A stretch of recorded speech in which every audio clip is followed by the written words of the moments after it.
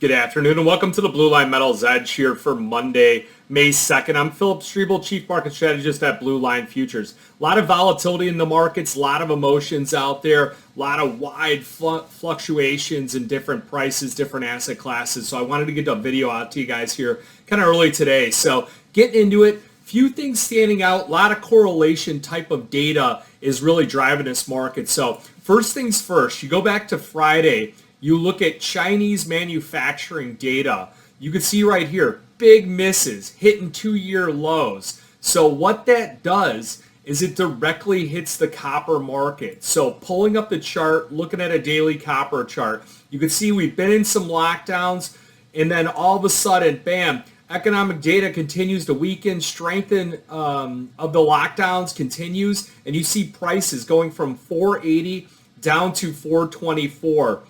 Now, we do believe that coming into the end of this week that there is a strong possibility once they get back from holiday, they'll start to lift some of those lockdowns, and then also they'll be able to put some stimulus in the economy. Now, the reason why this is important for people that are trading precious metals is the correlation between copper and other metals right now is extremely strong, and I believe that that's what's driving things like silver, platinum, palladium, gold, all lower at the moment here. So you start pulling up those correlation matrix, you look at a copper-silver correlation. We did the rolling all the way back 180 days, and you can see right here that copper-silver correlation was positive 66%. Now it's gone up to positive 96%. So the price of copper selling off, of course, it's going to weigh in on the price of silver. So look at that chart pattern there. You've got 10 straight down days in the silver market as well.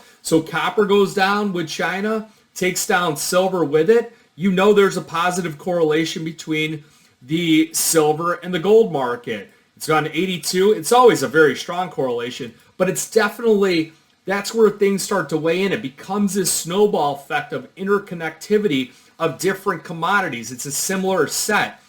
Then you start to roll this copper versus gold, and you're going to see this is going up too. So all these different copper, silver, gold, really strongly correlated. You go to a couple other things here, you start to look at what's coming out this week. Well, the Federal Reserve, they're going to raise rates for the first time in years on Wednesday.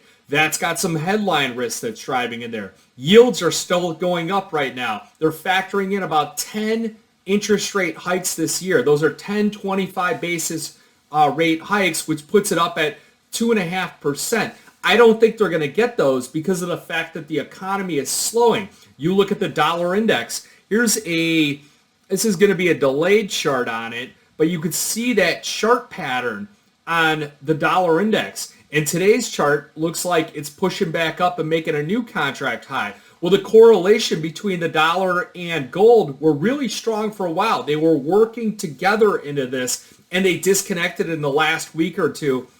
And so you've got dollar strength, rising yields, weakening Chinese economy, taking down copper, taking down silver. And don't get me on this, silver investment demand is through the roof.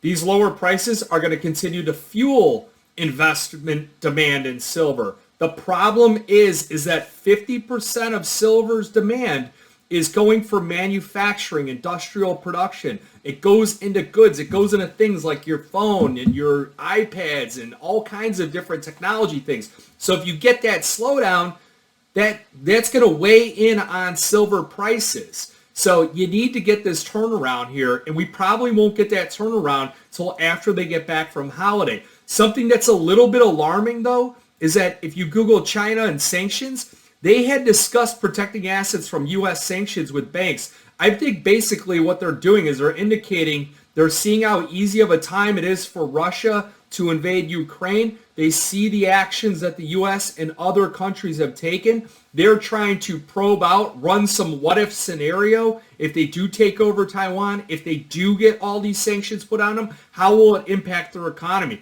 I don't think it could do much worse. They're already down at the bottom. So if you do see stimulus come in, you see some small recovery on economic activity, Watch that copper market. And another thing with copper is that they did launch a new micro copper contract. So it's a tenth the size. So it's easy to scale in, scale out. We'll probably be putting together a strategy on that. Remember, if you have any questions, futures options trading, give me a call at 312-858-7303. Remember, futures and option trading does involve risk of loss, may not be suitable to all investors. Good luck, good trading.